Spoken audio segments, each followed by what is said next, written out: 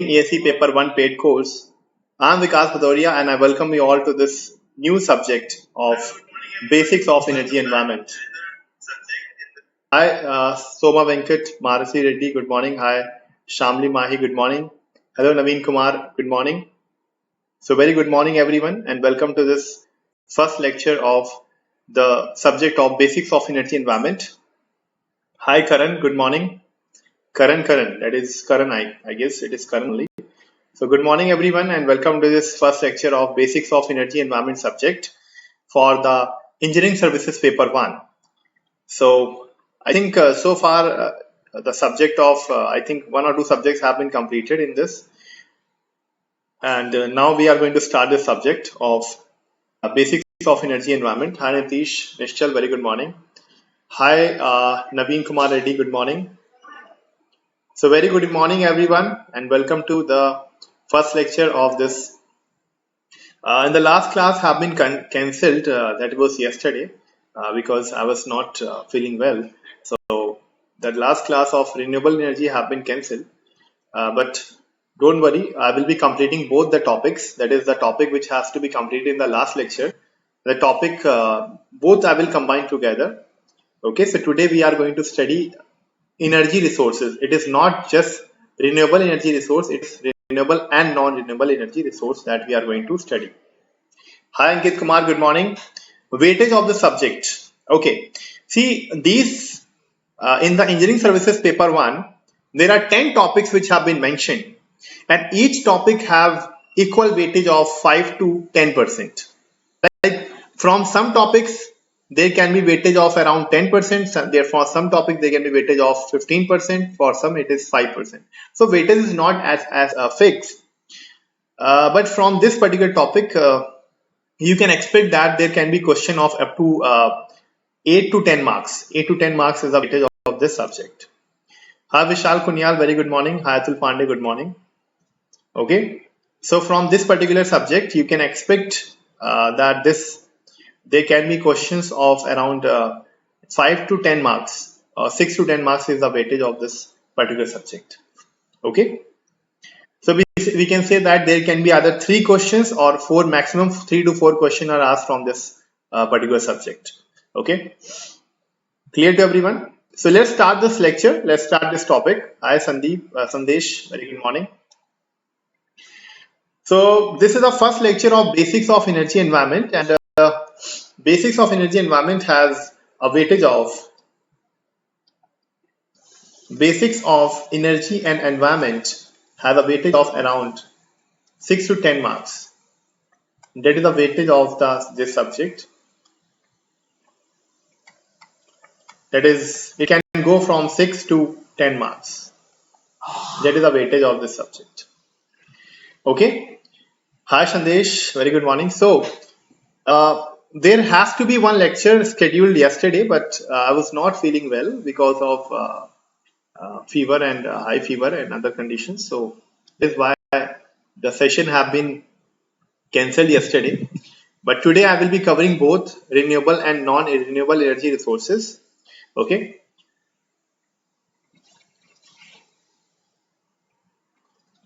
So this session will be more elaborate than previous year which you taught. Ankit Kumar, in the previous year, did I taught any I have taken few classes in the previous year. That is correct.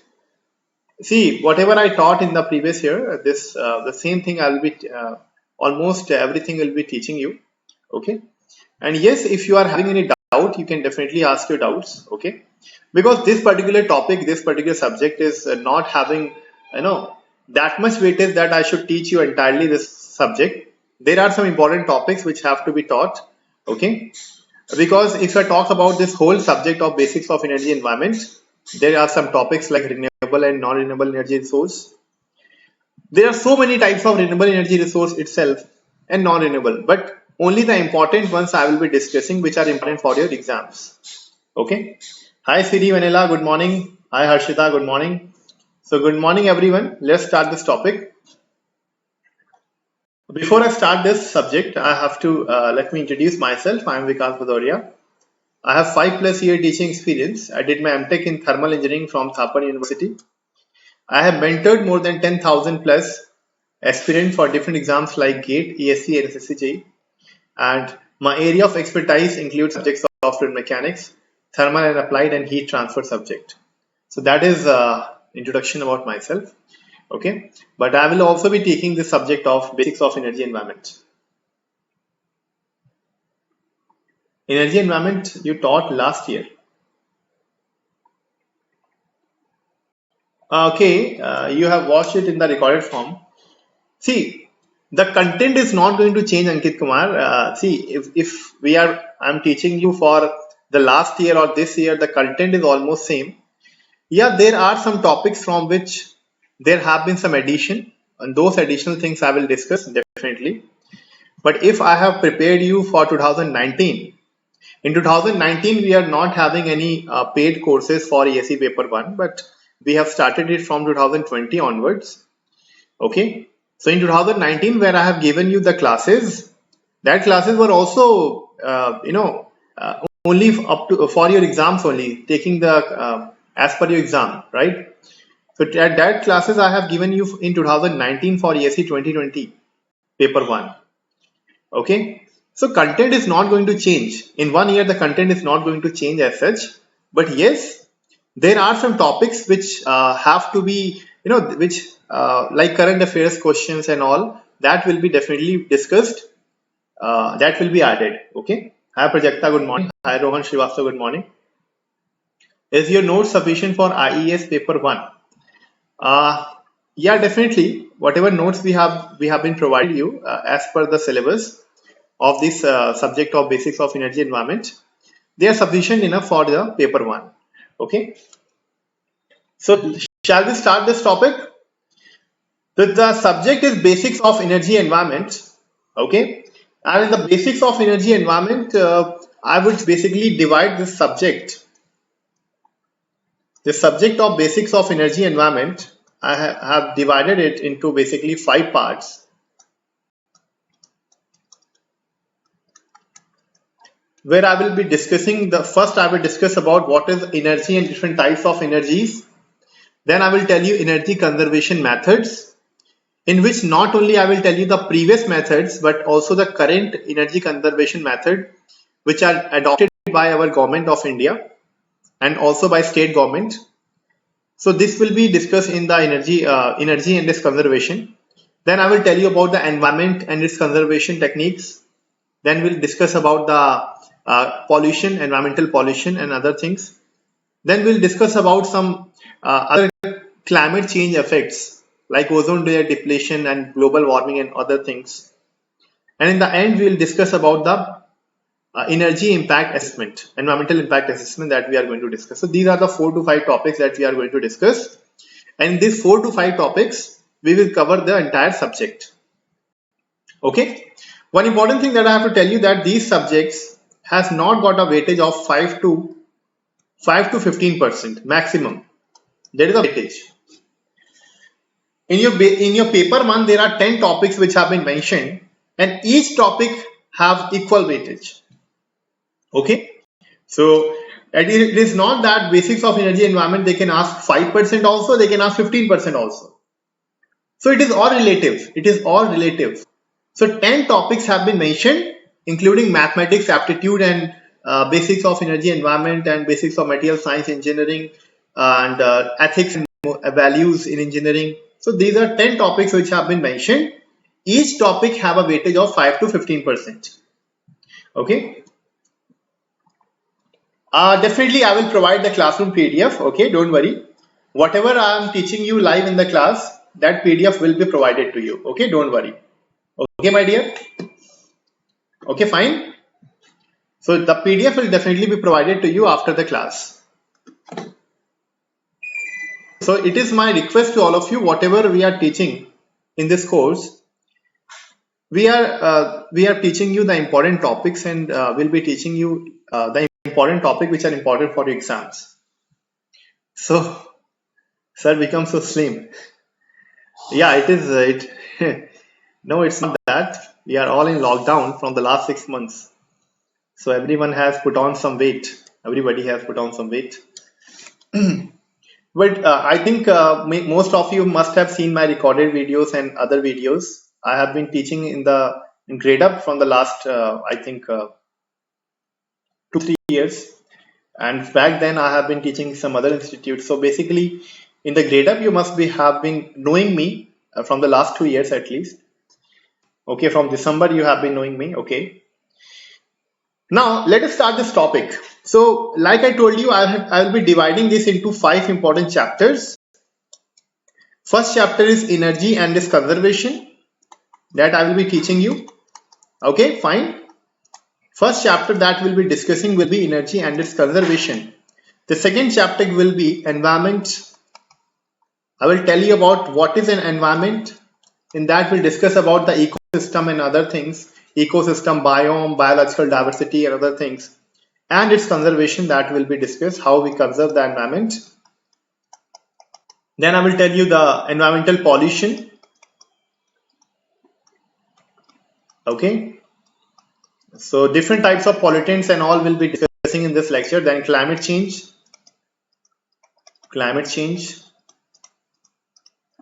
and its effects. What are the effects of climate change? And the last one is energy environmental impact assessment. These are the 5 chapters that I will be taking, and these 5 chapters will be discussing in around we can say that up to 15 of September there will be classes. Environmental impact assessment.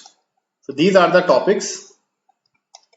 So these topics I will be covering in around 14 lectures. There will be 14 lectures or 13 lectures.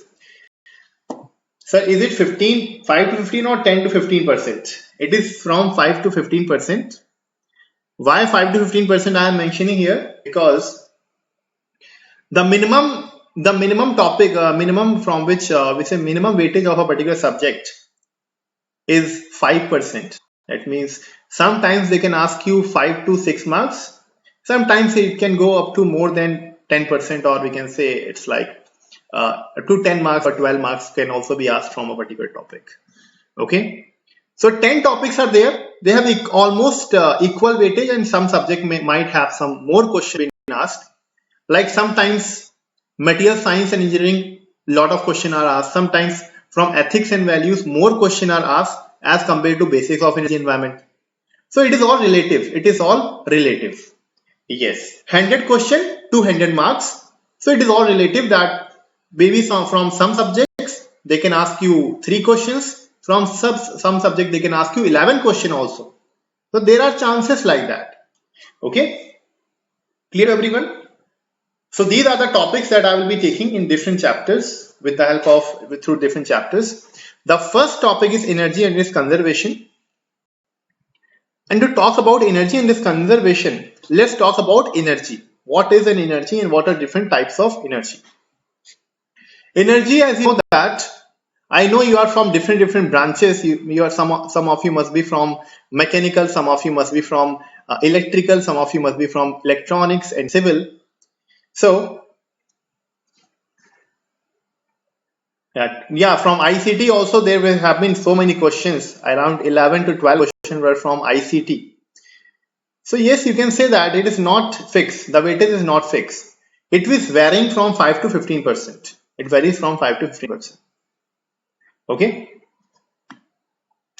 Hardly seen ED question.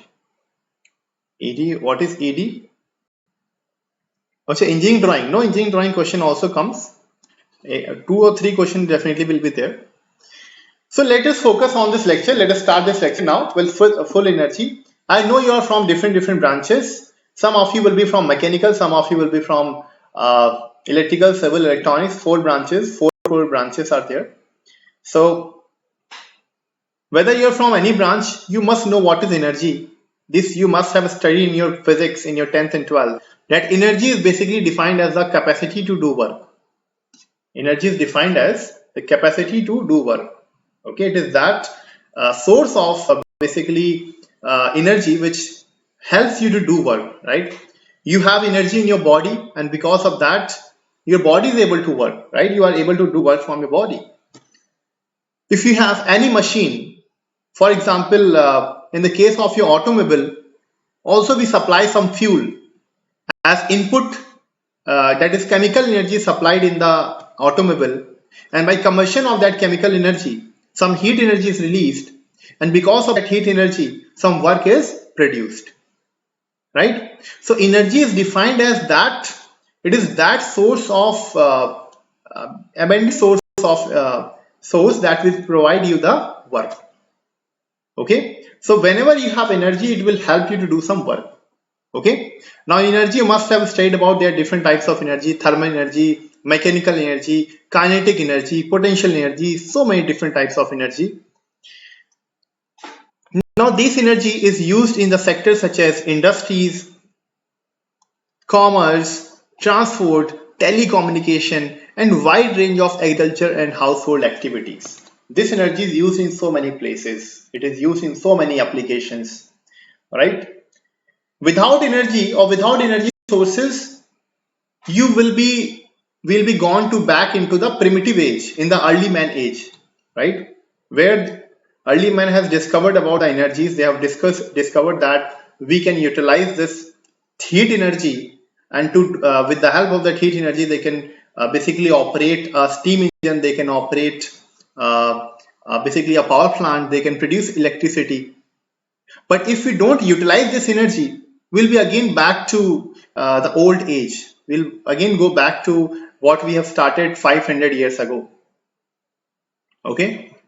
So basically, with time, human has evolved, and as human has evolved, as the human generation has evolved, they have also started to use. They have also started to use this solar energy, different types of energy. So is this subject theoretical approach, or do we have any numericals from it? Well, Koluru Bharasimha, this subject is having basically theoretical. It is basically a theoretical subject. 99% is theoretical. But yes, there are some topics from which numerical can be asked. For example, biomass energy. There was one question asked in 2019, and I will be discussing that question. Okay, Bharat. Okay, so there can be few question can be asked. Right? There was a question from biomass energy. I will discuss that question in this session. Okay, but 99% it is a theoretical topic. It is not having any numericals. All the topics are totally theoretical. Okay.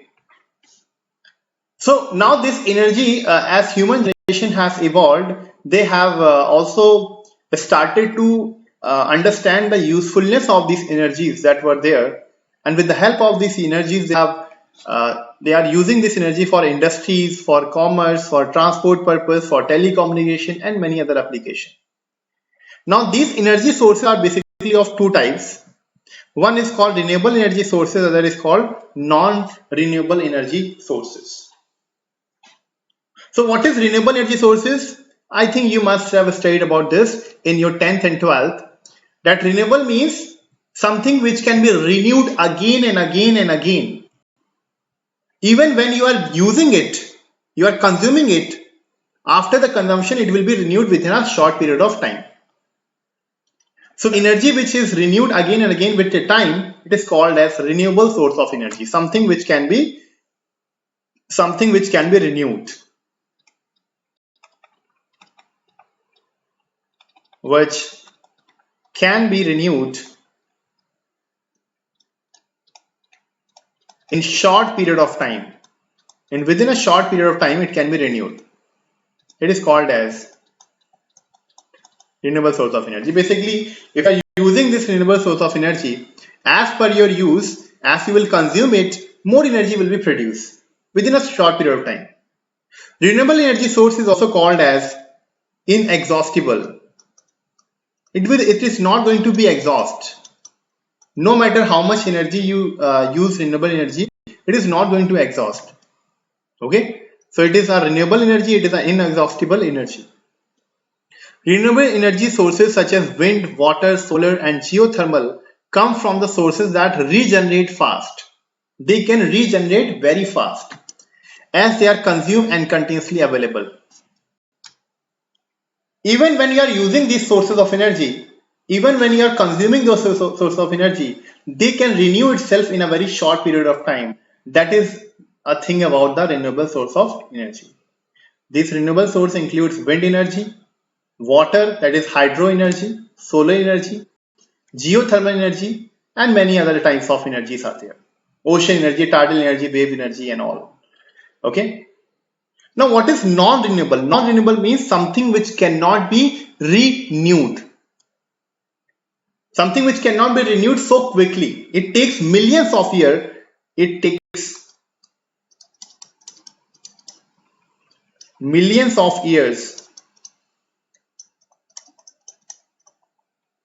for their renewable, because it will take some millions of years for the renewable. It's not that they can, once they are consumed, they will not be available, but you have to wait for millions of years. When you talk about millions, it takes millions of years for them to regenerate. And who is going to wait for this much amount of time?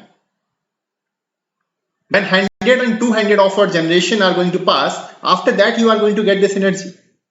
So non-renewable source of energy is that energy source that is available after millions of years. Okay, so non-renewable energy source such as fossil fuels like coal, petroleum, and nuclear material are extracted from the earth and can be depleted in the near future. These sources of energy have been extracted from inside the earth, from the crust, from the top portion of the earth. These sources of energy are taken out, but these sources of energy are formed after millions of years, after the plants and plants remains have been basically undergone very high pressure and temperature. Under high pressure and temperature, the plants remains and animal remains have basically lead to formation of these fossil fuels. So these fossil fuels like coal, petroleum, and other things which are available inside the earth, these are called non-renewable because you cannot renew them. Once they are exhausted, once you consume them, it will take millions of years for their renewal.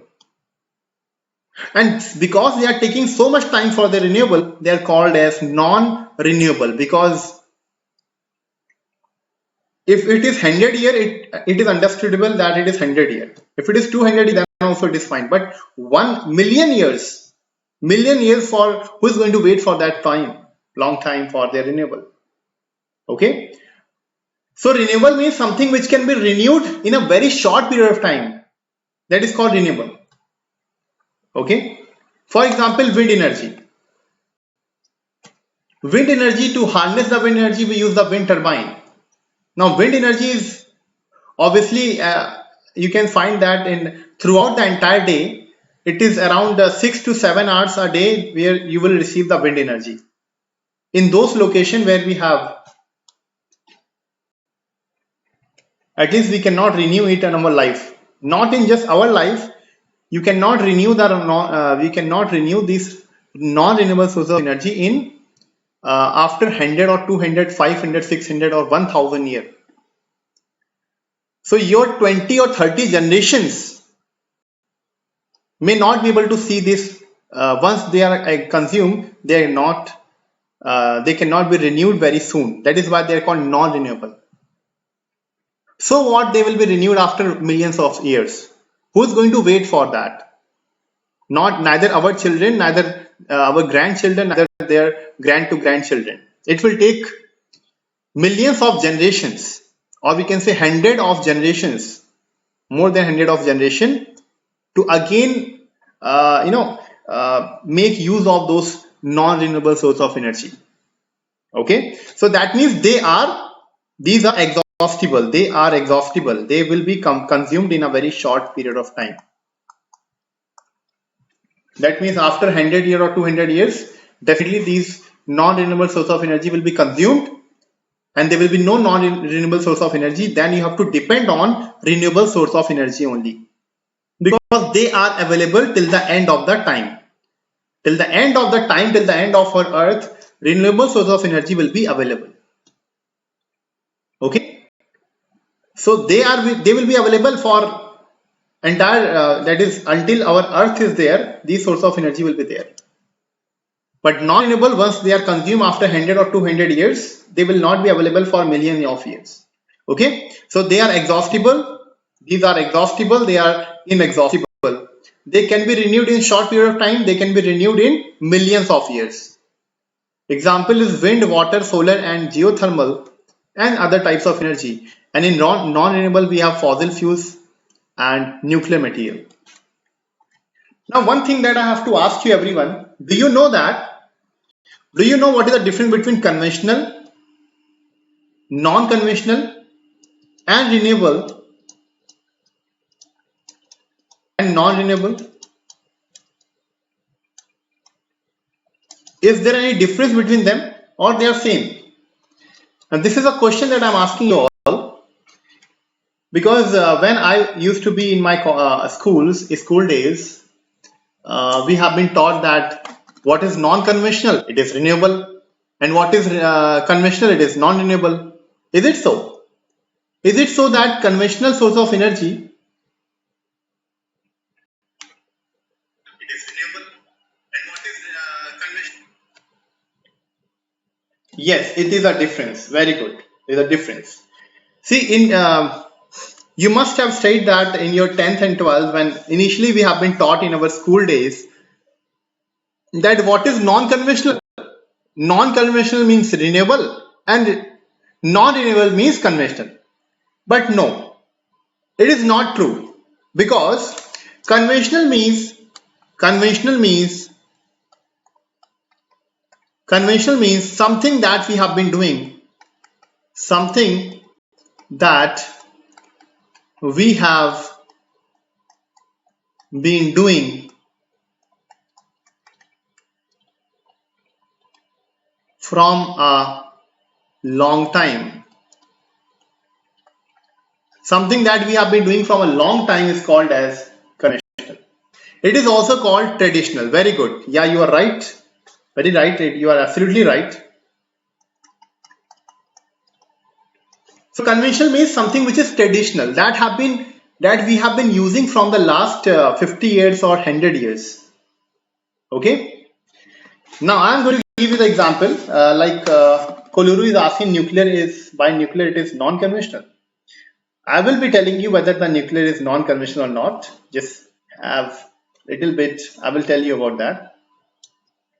So non-conventional means non-conventional.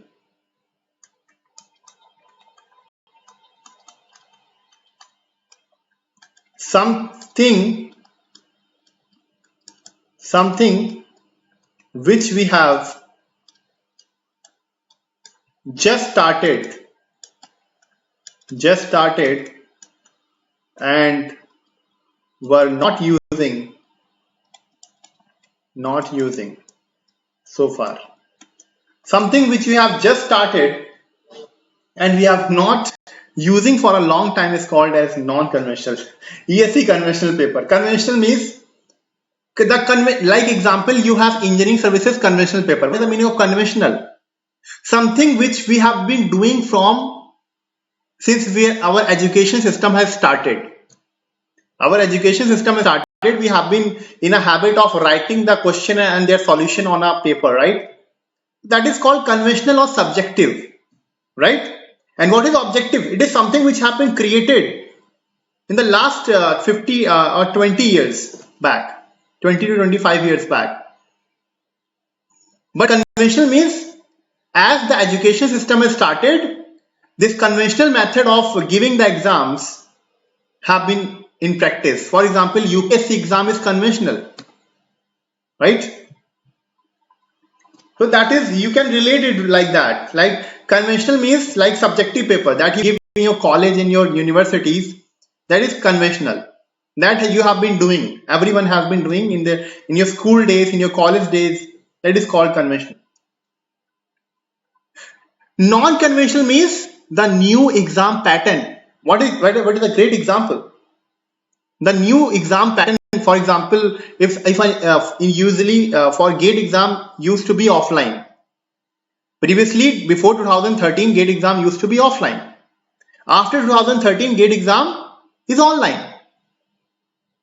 right? Are you able to understand this? So conventional means which is traditional, which we have been using from a long time.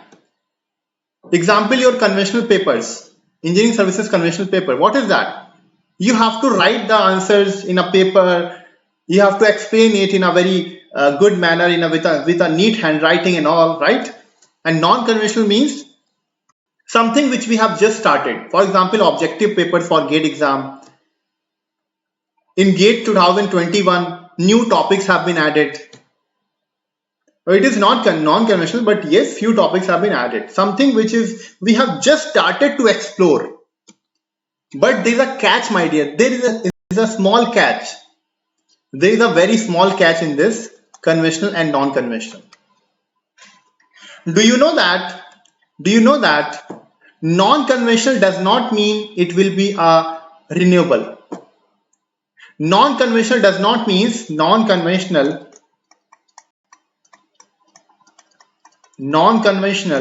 does not mean it is renewable. Why? Because, my dear, I would like to give you a historical reference. In 2002 to 2012 BC, in 2012 BC, Archimedes has used solar energy to set entire Roman fleet on fire.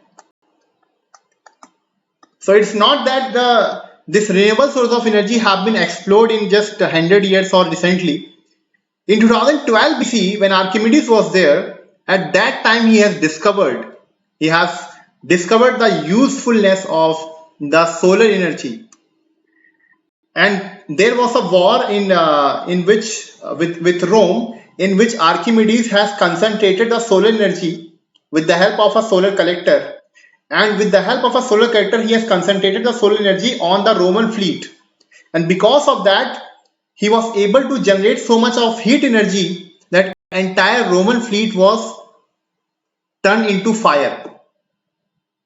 Or they were basically burnt in fire because of utilizing the solar energy.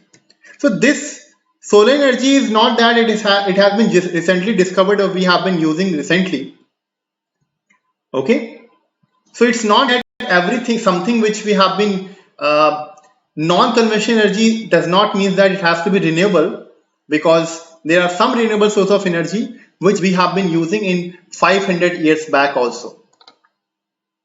So back then 500 years back, the people who used to be there, they used to, they were in a habit of using renewable source of energy. But with passage of time, our generations or our grandfathers and fathers and all, they have stopped using renewable source of energy. They have stopped thinking of using the renewable source of energy. And their full dependence, they became fully dependent on coal and fossil fuel and other based energy sources. Okay,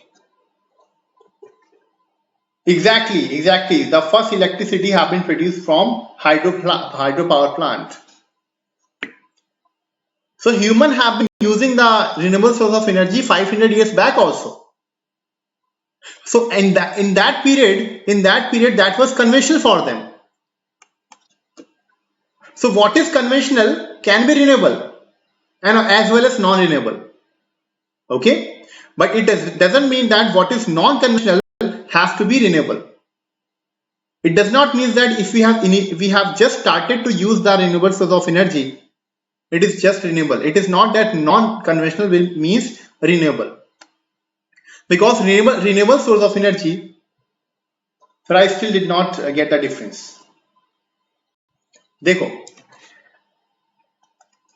see, conventional means, Archana, the meaning of conventional means something which have been using from a long time, something which we have been using since generations, like 500 or 500 to 800 years back, something which we have been using. something which we have been using from a long time, like from the 100 or 200 years back, that is called conventional. Okay, non-conventional means something which we have not been in practice of using that, but recently in 20 years or the last 20 years we have started to use that. That is called as non-conventional. Non-conventional means new normal, like we are using the new word nowadays, new normal, old normal. So non-conventional means new normal for in today's like in today's people say what is this is new normal. What is this new normal? That is non-conventional, right? Okay, clear to everyone? So conventional source of energy means traditional, which are traditional source of energy. For example, fossil fuels, high nuclear power and hydropower. These are conventional source of energy.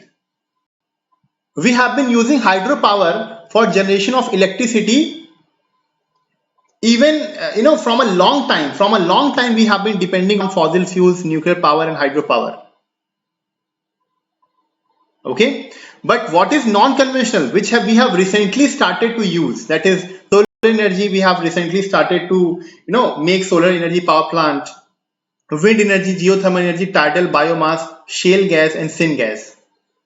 Now shale gas and syngas comes under non-renewable. They come under non-renewable, and these energies comes under renewable. Are you getting my point? Although they are renewable source of energy, but they are non-conventional because we have recently started to use this energy. We have started to explore this energy. Shale gas and syngas, they are called non-renewable. Non-renewable means something which cannot be renewed again and again. It will take millions of years for their renewal. Okay? While solar, wind, geothermal, tidal, biomass, these are non-conventional and renewable. Recently, we have started to explore these energies. Okay, so they are renewable and non-conventional. Example: conventional hydropower. Hydropower is renewable, but since we have been using the energy of the water, the pressure energy of the water to produce the electricity, that is your renewable source of energy. While fossil fuel and nuclear power, this is non-renewable. So आप देख सकते हैं, you can see that if something is conventional, it can be both renewable and non-renewable. So conventional means which we have been using from a long time, that is called conventional. जो हम बहुत समय से use कर रहे हैं, that is called conventional. Non-conventional means which we have recently started to explore, that is called as non-conventional. Or can we call chemical energy, fossil fuel, fuel of gas turbine non-conventional since we started using recently? Well, Kolaru, Bharat, fossil fuel is not something which we have started recently to use. Fossil fuel have been used for making your food, like for example fossil fuels like it can be coal and other things. Even 100 to 200 or 300 years from that time we have been using the coal. When we have invented the steam engine, in the steam engine coal was used for propulsion of the steam engine, right? So coal have been previously or we can say that historically, if you see that fossil fuel have been in use from a long time. It is not a non-conventional source of energy. It have been used in for a long time. Okay. So is this difference between renewable and non-renewable and conventional and non-conventional clear to everyone? So conventional means something which we have been using from a long time. From 100 years or 200 years we have been using this source of energy, that is called conventional. Non-conventional means something which we have recently started to explore. That is called as non-conventional. Under non-conventional, we will be having renewable also and non-renewable also. Under conventional also we have some renewable source of energy and some non-renewable source of energy. Chemical energy of the fuel, yes, chemical energy of the, see, chemical energy is not entirely, it is not entirely a non-renewable. Because for example, hydrogen, if we talk about hydrogen as energy. So in the fuel cell we use hydrogen, and that hydrogen is basically a kind of renewable source of energy which can be renewed. So in the fuel cell we use the hydrogen as a fuel. So we use the chemical energy of the fuels like hydrogen and hydrocarbons. That is also a renewable source of energy. So we cannot say that chemical energy is completely non-renewable. It is renewable as well as non-renewable. Okay, clear to everyone? Let us talk about renewable. Example of renewable source of energy. Example, non-renewable source of energy. How nuclear power is conventional? I am confused. See, nuclear power is conventional because, देखिए आपको मैं ऐसे समझा देता हूं संदेश. 2013 till 2013 our gate exam was, before 2013 your gate exam was offline, right? The pattern was that you have to go to the center and you have to write your gate exam in a OMAR sheet. And right now it is 2020. So just 7 to 8 years back, and before that 7 to 8 years back, from last 100 years when education system has started, the only way of writing your exam was conventional. That was called conventional, something which we have been using from or practicing from a long time. That is called conventional. So nuclear power, fossil fuel and hydropower, we have been using from the last 400 years or before that, or 300 or something, which we have been using from the last 300 to 400 years. That is called as conventional. And this non-conventional means something which we have started to use from last 30 years or last, we can say last 20 years. Last 20 years से जो हम use करना start किए उसको बोलेंगे non-conventional. Okay, something which we have recently started to explore from the last 10 years, 20 years, that is called non-conventional. Something which we have been using from 100, or we can say 100, 400 to 400 years, that is called as. Is it clear to everyone? So it can be said chemical energy is renewable and non-renewable, conventional and unconventional, depends on application. Yes, exactly. The chemical energy of the fuel can be conventional, it can be non-conventional, it can be renewable, it can be non-renewable. Chemical energy is a different kind of energy. A chemical energy of the fuel can be either it can be renewable, it can be non-renewable, it can be anything. Okay. So there are some fuels, chemical energy of some fuel, for example, biodiesel, which are called biofuels. The biofuels are non-conventional, which happened recently, we have started to develop them. So biofuel, biodiesel, they are non-conventional. But fossil fuel, they are conventional. Hydrogen energy, which of the fuel, or that is called renewable source of energy. While coal and all, that is called non-renewable. Are you getting my point? See, chemical energy is an exception. Chemical energy is an exception. That is another type of energy. Chemical energy can be conventional, non-conventional,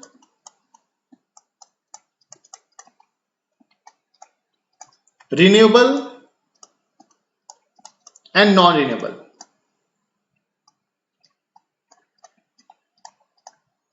And non-renewable. How? In chemical energy we have biofuels, biodiesel, right? That we are nowadays we are inventing them, we are exploring them, still we are exploring them. So that is your non-conventional.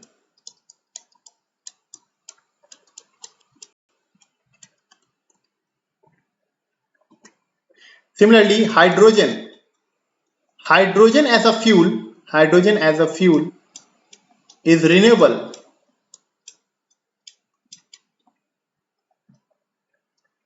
and fossil fuel like coal and petroleum are non-conventional and non-renewable. Got my point?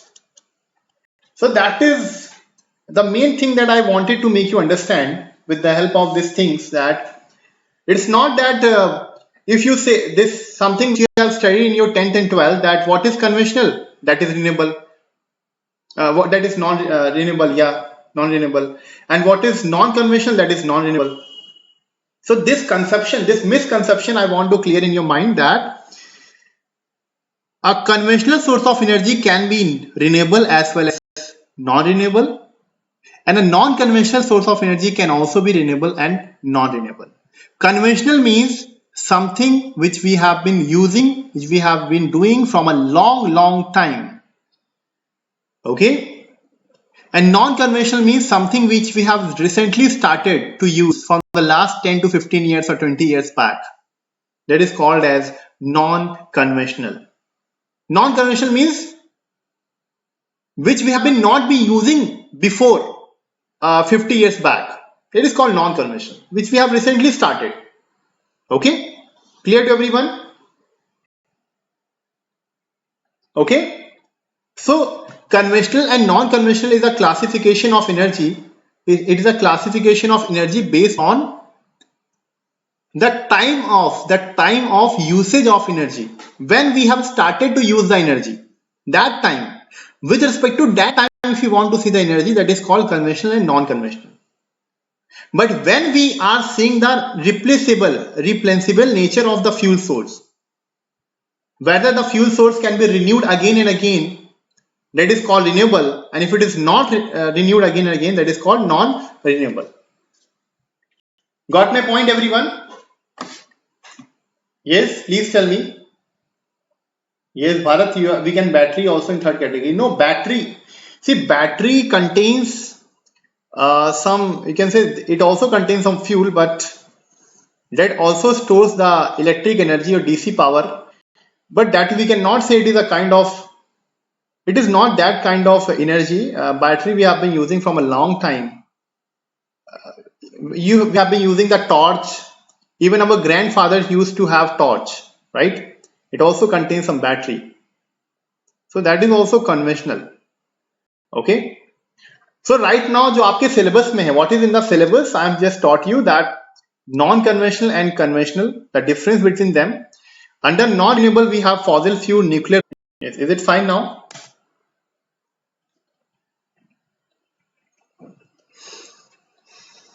Yes, is it fine now? Please tell me, everyone. Now okay? Is it okay now? So I am just switching on the public mode so that I can see your chats in my mobile phone. Okay now? So yeah, there's some network issue, and because of that our momentum got break. No problem. So now I can see your comments in the mobile phone also. So I was just telling you about the classification. What is abiotic and biotic? Basically, I was telling you that the renewable source of energy are classified into two types. It can be from the renewable source of energy can be from abiotic resources like hydro, geothermal, solar, wind, hydrogen, and ocean. These are all abiotic. Abiotic means related to non-living thing. And biotic means the energy, means something which is related to living things or living beings. Okay, so the energy that we obtain from biofuels is the energy that we get from biomass, biogas, bioethanol, biodiesel, that is all biofuels. Abiotic sources means which are not living. For example, water, geothermal energy inside the earth, solar energy, wind energy, hydrogen, these are all under abiotic sources. Okay, so that is all classification of the energies. Now let's come to solar energy. Let us come to solar energy now. So what is solar energy, my dear?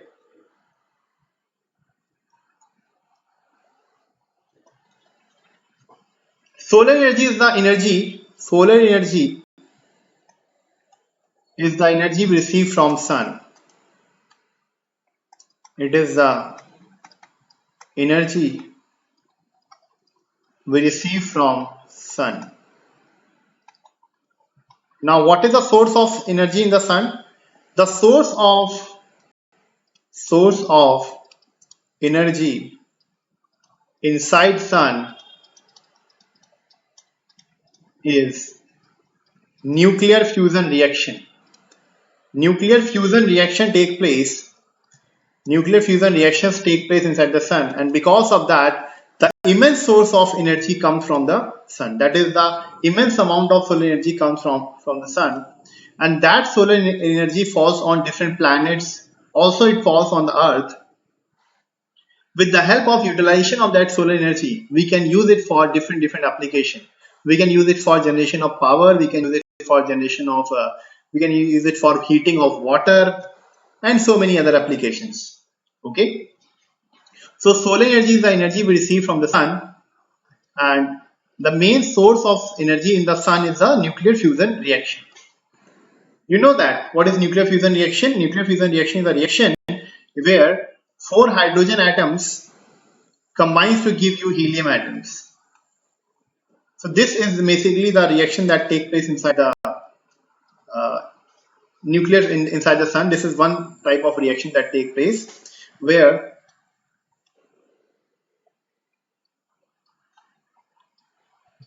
4 hydrogen atoms combine together to give you helium atom.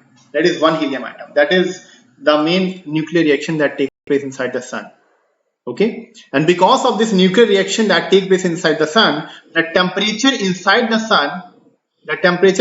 sun is around, it is million of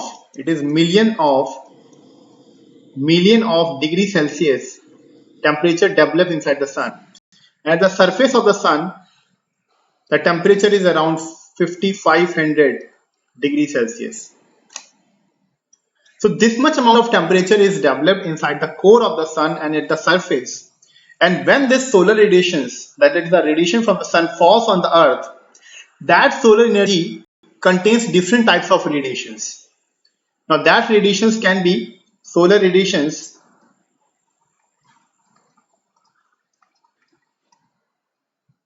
can be utilized in two ways. They can be utilized in two ways. One is with the help of collecting the radiant heat and using it in a thermal system, that is for water heating, swimming pool heating and space heating application. So you can use solar radiation for two purposes. One is for heating purpose, another is for electricity generation, electricity or power generation. So we can use the solar energy by two methods. One is with the help of heating, other is for heating application, other is for electricity and power generation. Clear to everyone? Yes. Please confirm me whether it is the audio video is coming out clearly or not. I know that there was some network issue, because of that you have faced a lot of problems, but now it is fine now. So I'm just telling you about the solar energy. The solar energy is basically the energy that we receive from the sun, and this solar energy is basically the source of the energy inside the sun is a nuclear fusion reaction where 4 hydrogen atoms combines to give you one helium atom, and this kind of reactions take place. Millions of reactions take place like that, and because of that you get this much amount of high temperature from the sun, and that temperature radiations when falls on the earth, you can use it for heating application and also for electricity or power generation.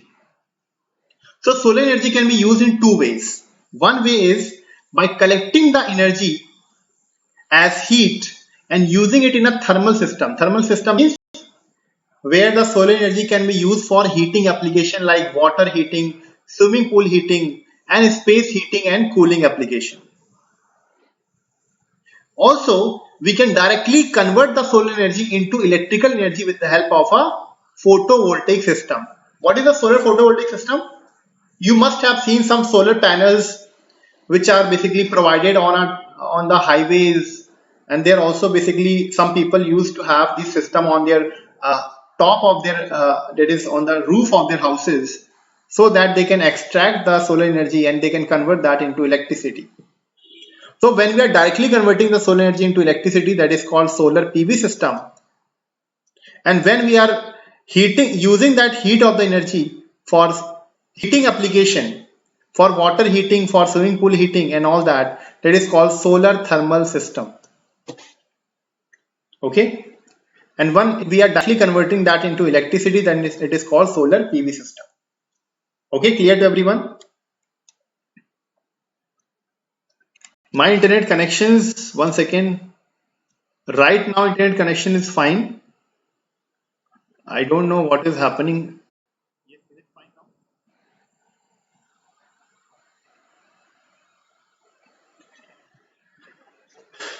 Yeah, I know that there are some buffering issues, which is basically causing. Is it fine now? Please tell me.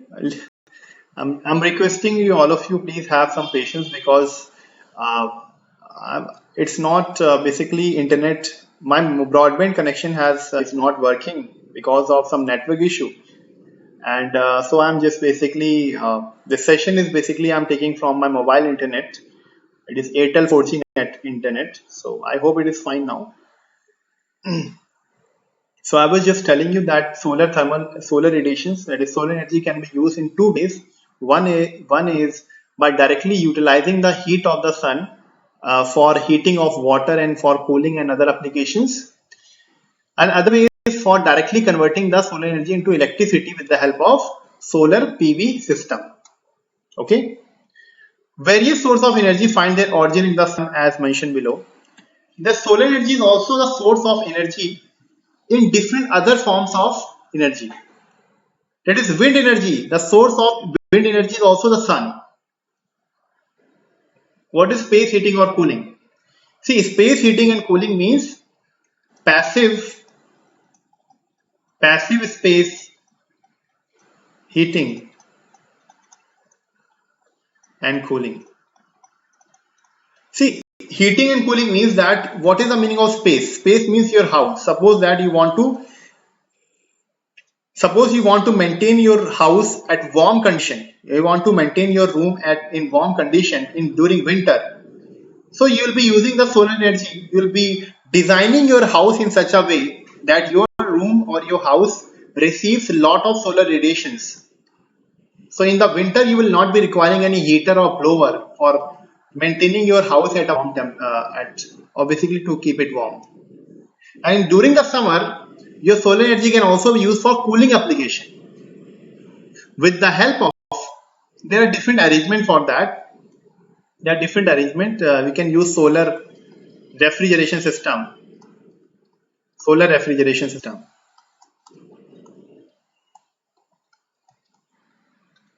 Okay, so with the help of solar refrigeration system, we can produce cooling also from the solar energy, and we can also produce the heating from the solar energy. That this type of system is called solar thermal system. Solar thermal system, where we are utilizing the heat energy of the sun for our purpose of heating and cooling application. So if we are using the heat energy of the sun for heating and cooling application, it is called solar thermal system.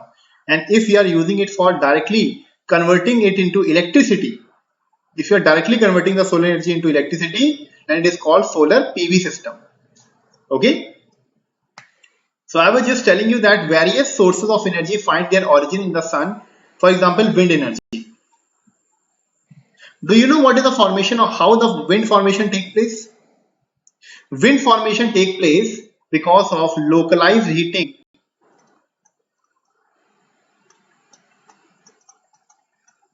of Earth by solar radiations. So because when the solar radiation falls on the Earth, there is a temperature difference on the air, that is the air which is there inside on the Earth's surface, there is a temperature difference between the top surface of the air which is above the Earth's surface and the air which is on the Earth's surface. And because of the temperature difference, there is a wind formation take place on the surface of the Earth. And that wind formation can be utilized in the wind energy power plant. Wind energy power plant or wind turbines for harnessing it for electricity. Okay, so solar energy is also the main is the source of energy for the wind energy. Because of the solar radiations which falls on the Earth, it heats the air on the Earth, and when the air on the Earth gets heated up, it will rise up, and because of the rising of the air on the surface of the Earth, it will be having some velocity, and when this high velocity air is passed through a wind turbine, it will produce the electricity. Okay, next is biomass energy. Biomass energy is the energy that is the main source of biomass energy, means energy from plants, or it can be from the dead remains of the plants, whether they are live or dead, but the energy from the plant is called biomass energy. Now, the source of the energy in the plant is sun. We know that plants prepare their food by process of photosynthesis, and for photosynthesis sunlight is required. So that means the source of biomass energy is also indirectly sun is a source of biomass energy also. Tidal energy is the energy that you get in the tides, energy from the tidal difference. It is the energy that we obtain from the difference in high tides and low tides. The energy that you get from the difference in high tides and low tides is called as tidal energy. So with the help of tidal energy also we can operate a tidal energy power plant. Then we have ocean thermal energy, ocean wave energy, and hydro energy. So these all sources of energy have their source from the sun. So indirectly, their basically energy need is basically fulfilled by the sun. Okay. Now solar thermal systems are those systems in which we are utilizing the solar energy for directly heating or cooling application. For example, in solar thermal system we basically use solar collectors. There are different types of solar collector. You must have seen that. Solar collectors are of different types. They are used to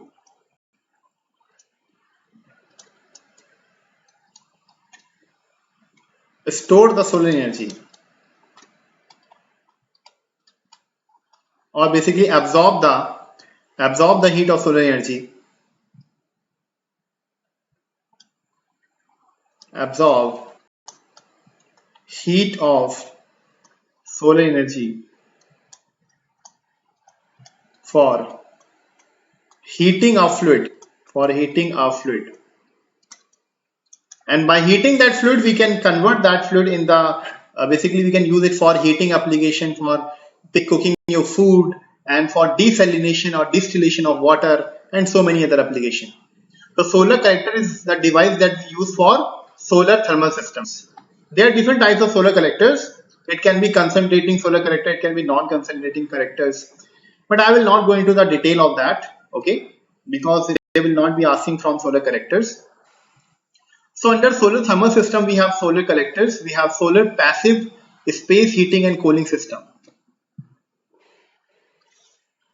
No, solar cell and solar collector are two different things, Soma. Solar collectors are basically the devices that are used to absorb the solar energy, and by absorbing the solar energy, basically solar collectors consist of a glass plate, a glass cover. It consists of an absorber. It consists of an insulator. And it consists of a fluid. These are the four components that is required in the solar collectors. While solar cell simply consists of semiconductor materials, it is made of semiconductor materials, and that basically contains some charges, negative and positive charges. When solar energy falls on the solar cell, then electrons will flow, and because of the flow of electron, electricity will be reduced. So that is another thing. Solar cell is something a different thing. Solar collector is something different. Solar collectors are just used to collect the solar radiations. They absorb the heat of the solar radiations. Okay. For example, solar passive space heating and cooling systems. What is solar passive space heating cooling system? It is basically a special design of the house to utilize solar energy for heating and cooling system. You must have noticed something that during summer, during winter, you must have been a habit of opening your doors and windows and basically allowing all the solar radiation to enter into inside your house. Why? Because during winter, when solar radiation will come inside the house, the temperature of your room will be maintained. Right? More your house will receive the solar radiation during winter, your house will be warm. During summer, if you have to maintain your house cool naturally, you have to maintain a proper ventilation. You have to you have to use some shades. You have to use some shades in front of your windows and in front of your doors. With the help of the shades, you can basically prevent the solar radiation coming into the room. And during summer, your room can be maintained at low temperature. Okay, this type of system is called solar passive. Passive means we are not using any external device like AC or blower or heater for heating or cooling your room. We are using the design method, especially designing your houses in such a way that during winter your house is receiving the solar radiation, it is getting naturally warm, and during summer your house is naturally basically receiving the cool air, and by proper ventilation you can maintain it cool, right? This type of system is called solar passive heating and cooling system. Then we have solar water heater. This system, solar water heater, is basically works in the same function as your geyser. It is solar geyser भी कह सकते हैं इसको. It is called solar geyser. Like we use geyser in your house, it is called solar geyser, which is used basically the water is heated by the solar energy, and that heated water is stored in a tank, and during winter you can use that water for your application like bathing and other application. Then we have solar refrigeration and air conditioning system, solar cookers. Solar cooker you must have seen in in temples. There are different types of solar cookers. It can be box type solar cooker, box type solar cooker. It can be parabolite, dish type solar cooker. It can be community solar cookers.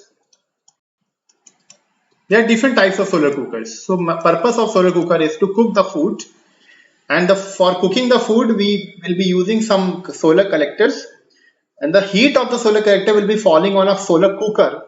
That solar cooker will be basically some food will be kept inside the utensil or inside the cooker, and that food will get cooked with the help of solar cooker. Okay, so that is also utilizing the solar energy for cooking your food. Then solar dryers. Solar dryers are basically used for drying your crops, drying of crops, tobacco, tea. So for that system we'll be using solar dryer. Solar dryer is basically used to dry your crops, agriculture crops. Solar distillation. What is the purpose of solar distillation? Solar distillation is a process by which we know that only 1% potable water is available on earth. You know that the drinking water is only 1%. 99% of water is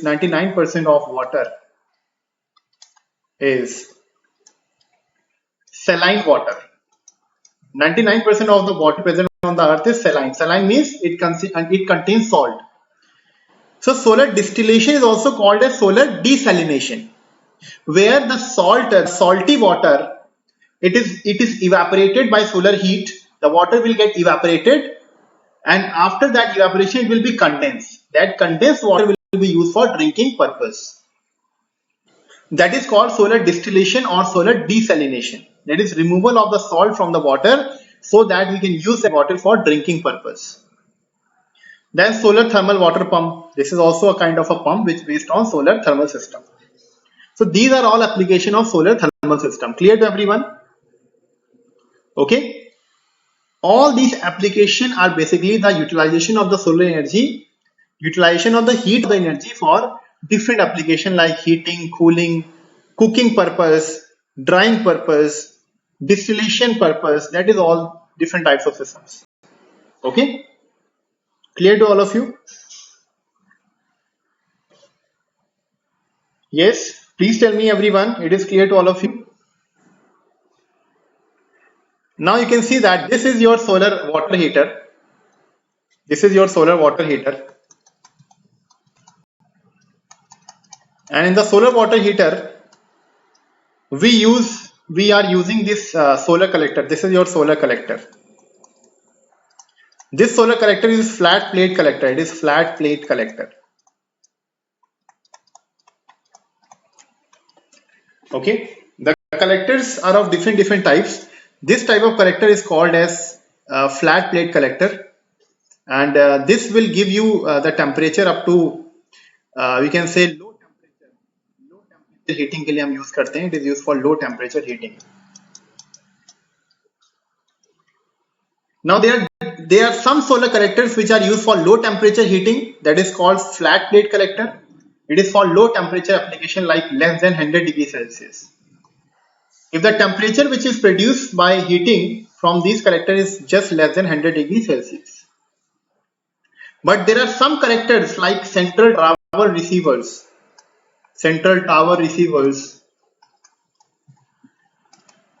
and paraboloid disk collectors. These are the different types of collectors. In these collectors, the temperatures up to 1000 degrees Celsius can be achieved. We can achieve this much amount of temperature from these types of collector. There is central tower receiver and paraboloid disk collectors. So these type of collectors are basically used for power generation. These are used for power generation. And flat plate collector, because the temperature is less than 100 degrees Celsius, they are used for normal water heating or water heater and swimming pool heating. In all small application we use the flat plate collector because temperature is less. So for low temperature utilization we use flat plate collectors, and for high temperature we use the central tower receivers and paraboloid disk collectors. They have temperature up to 1000. They are directly used for power generation, for generation of electricity in the power plant. Okay. Because this much amount of temperature, at this much amount of temperature, water will be directly converted into steam, and that water or that steam can be used to move a turbine, and which can produce the electricity. So these type of collectors, these are all collectors. This is also kind of collectors. Okay. So you have to remember that solar thermal system utilizes the solar energy, that is the heat of the solar energy, for heating and cooling application. Okay, and also for power generation. Next system is called PV system, solar photovoltaic system. What is the solar photovoltaic system?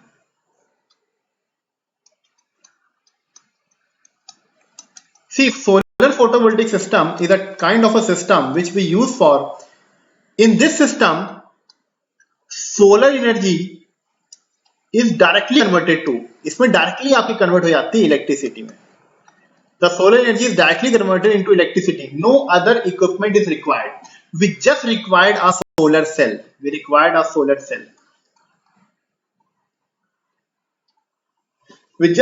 solar cell. Now these solar cells are combined together to form a solar PV module, and that solar PV module is further gives you solar panels.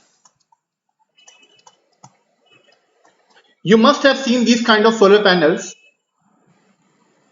these kinds of solar panel installed on your houses. These are the solar panels, and you can see that in the solar panel, this small component, the very small component, this very small component is called as solar cell. This whole complete line, the combination of the solar cell, this whole complete is called as solar module. This is called solar module. When we combine different solar cells together, this is called solar module. This combination of solar cell is called solar PV module, and combination of different modules like this is called as solar panel. So this is our solar panel, this is our solar panel, this is a solar panel, this is solar panels. So we are using the solar panels for converting the solar energy into electricity. So when we have to directly convert the solar energy into electricity, it is called solar PV system. Are you getting my point, everyone? Yes. The students from all the branches, whether you are from mechanical, civil, electrical or electronics, are you getting this? In solar thermal system, we were using the solar energy for heating the water at 100 degrees Celsius or at 1000 degrees Celsius. And after heating that water, the steam which was produced, that steam was used to operate a turbine, and then electricity was produced. But in this system, we are not using any turbine, any type of pump, nothing we are using. No water, nothing. Only we are using a solar cell.